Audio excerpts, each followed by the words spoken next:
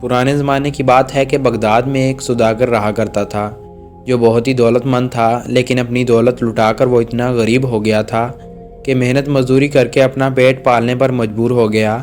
اپنے پچھلے وقت کی عیش و عشرت والی زندگی کو یاد کر کے وہ اکثر غم زدہ ہو جایا کرتا تھا۔ ایک رات وہ بہت ہی اداس اور غم زدہ حالت میں سویا تو اس نے خواب دیکھا کہ ایک بزرگ اس سے کہہ رہے ہیں کہ تمہاری قسمت کا ستارہ مصر کے شہر قاہرہ میں جگمگا رہا ہے، وہاں جاؤ اور اسے تلاش کرو۔ دن صبح جب وہ بیدار ہوا تو اسے خواب والے بزرگ کی بات یاد آئی۔ اس نے فوراً قاہرہ جانے کی تیاری کی اور قاہرہ کے لیے روانہ ہو گیا۔ کئی دن کی محنت و مشقت اٹھا کر وہ اس شہر میں پہنچ گیا۔ رات ہو چکی تھی اور اس کے پاس کسی سرائے میں قیام کے لیے کوئی رقم موجود نہ تھی، لہٰذا وہ ایک مسجد میں گیا اور اس کے صحن میں ایک کونے میں جا کر سو گیا۔ اتفاق سے چوروں کا ایک گروہ مسجد کے صحن میں آیا اور چوری کے ارادے سے مسجد کے برابر والے مکان میں داخل ہوا ہی تھا کہ کسی آہٹ کی وجہ سے مکان میں رہنے والے افراد جاگ گئے اور مدد کے لیے پکارنے لگے۔ چوروں نے جب یہ چیخو پکار سنی تو گھبرا کر بھاگ کھڑے ہوئے۔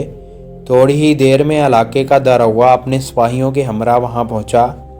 جب یہ سپاہی مسجد کے صحن میں پہنچے تو یہ سوداگر انہیں صحن میں سویا ہوا نظر آیا، لہٰذا سپاہیوں نے اسے پکڑ لیا اور چور سمجھ کر اس کی خوب پٹائی کی اور اس کو قید خانے میں بند کر دیا۔ 3-4 دن کے بعد داروغہ نے سپاہیوں کو حکم دیا کہ اس اجنبی کو پیش کریں۔ جب یہ سوداگر کو پیش کیا گیا تو داروغہ نے اس سے پوچھا، تم کون ہو اور کہاں سے آئے ہو؟ سوداگر نے جواب دیا، میں بغداد سے آیا ہوں۔ داروغہ نے سوال کیا کہ تم بغداد سے قاہرہ کس لیے آئے ہو؟ سوداگر نے جواب دیا، میں نے ایک خواب دیکھا ہے جس میں ایک بزرگ مجھ سے کہہ رہے تھے تمہاری قسمت کا ستارہ قاہرہ میں جگمگا رہا ہے، وہاں جاؤ اور اسے تلاش کرو۔ میں اسی کی تلاش میں یہاں آیا تھا، لیکن آپ کے سپاہیوں نے مجھے پکڑ لیا اور میری پٹائی کر دی۔ داروغہ نے جب یہ سنا تو بہت ہی ہنسا اور کہنے لگا، اے بے وقوف، میں نے بھی کئی مرتبہ خواب میں کسی کو یہ کہتے ہوئے سنا ہے، بغداد جاؤ اور پتریلی گلی کے فلاں مکان میں ایک صحن ہے جس کے آخر میں ایک باغ ہے جہاں پر ایک فوارہ ہے، اس کے حوض کے نیچے بہت سا خزانہ دفن ہے، لہٰذا وہاں جاؤ اور اسے کھود کر نکال لو۔ کیا میں بغداد گیا؟